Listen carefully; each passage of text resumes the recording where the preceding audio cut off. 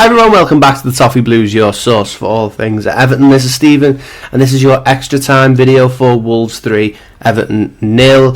We'll get straight into it because I don't want to waste any more time really after a performance like that. Not one of our best ones this season by any stretch of the imagination. We'll start off, and my thoughts going in originally where I thought we were going to get 3 points here. I thought the away form and the way we've been playing at teams like, we've had the results at West Ham, Brentford, Forest, obviously, and I thought maybe going into this we'd be able to get 3 points before the end of the year, but how wrong was I? My immediate reaction to watching the game was that the midfield, James Garner and Amadou Onana, just seemed completely absent throughout the whole thing. They had a couple of chances before they scored, and particularly the one where Garner gives the ball away and Onana's trying to recover it, and just, to be honest, it looked a little bit, I don't want to say off the pace, maybe a little bit unfit, but on the whole, the midfield there, we've seen how good they can be this season, and I think Takore is a massive miss, but this season we expect a lot more from players like Garner and Onana, and yesterday they were passengers in the game slightly. I struggle to use that phrase, but I would use it in this instance. I just think for all, maybe not all three, but it seemed like there were so many holes in that midfield, and Wolves were getting so much joy out of it all day, and really that was one of the reasons for our downfall, I think, at Molineux. So the first goal obviously comes from Kilman, 20th minute, around 20 minutes in. Two senior goals actually, and both of them have come against us, so typical Everton for you. I actually think it's such a scrappy goal to give away that first one. Ball comes in across the box, Pickford makes a save, doesn't quite hold on to it. Tarkowski and Keane are going for the same ball, and Kilman is there to just tap it in.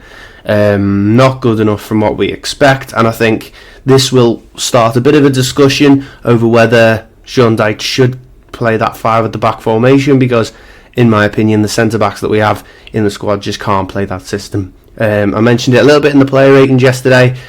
I just think we're suited so much better to a 4 at the back rather than a 5.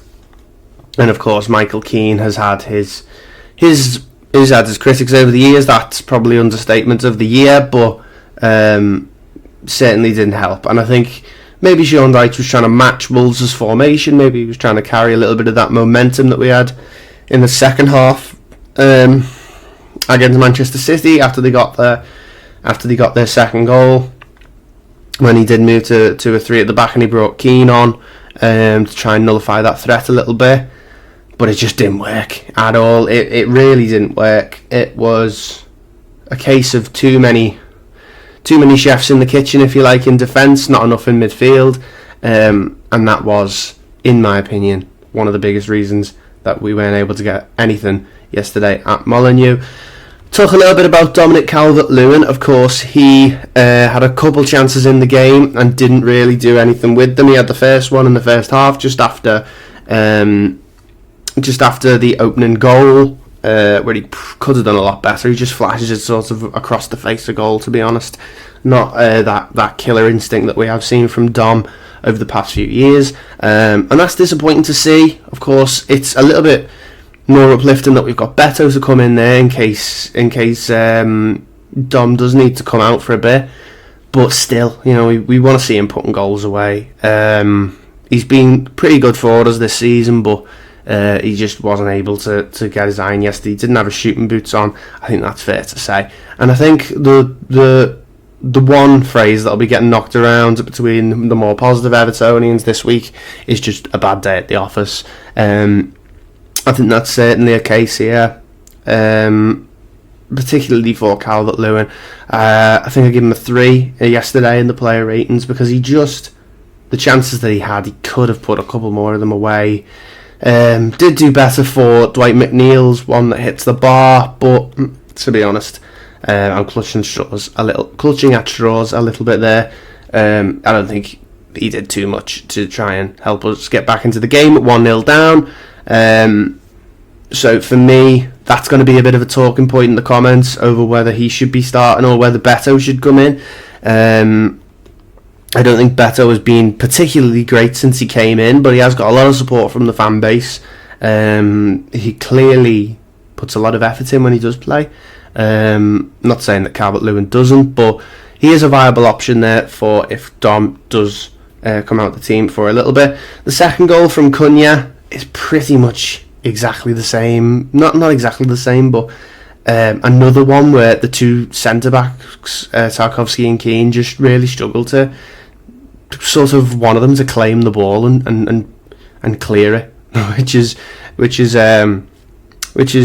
pretty much rule one of defending is just get the ball straight out of the area, and I think they struggled with that all game long. The balls that were coming in from both wings, seen it with the first and second goal, they really struggled to sort of, and neither of them were really able to take their defensive duties by the scruff of the neck, and that's not what we're used to seeing from James Tarkowski at all. He's definitely a better player when he's got Jared Branthwaite next to him, and yesterday having Michael Keane next to him probably threw him off his game a little bit. I mean, that's not all of the reason behind it, but again, the change in system won't have helped. I think it can be underestimated by a lot of people how hard it is to all of a sudden go from playing 4 defenders to playing 5, and that is that again. I could talk about it all day. It's just a case of now, I think, finding one way, sticking with it, getting Doucouré back, and hopefully getting some more results.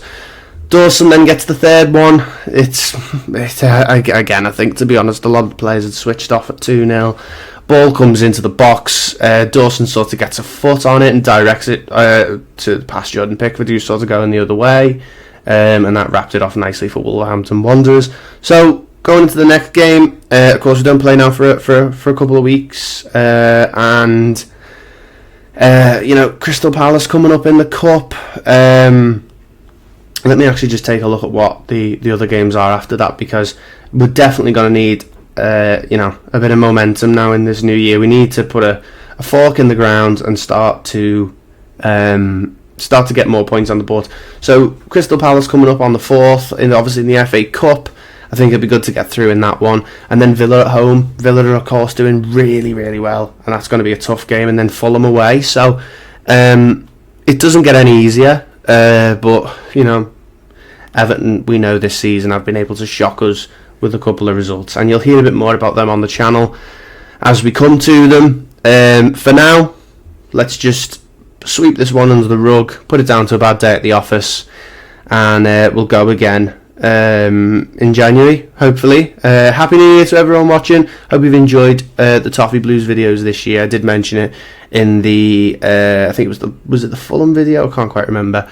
But yeah, thank you for all the support over this year. Hopefully we are able to put that points deduction behind us, maybe get a couple of them back, and start to move towards a brighter future. But thank you very much for watching.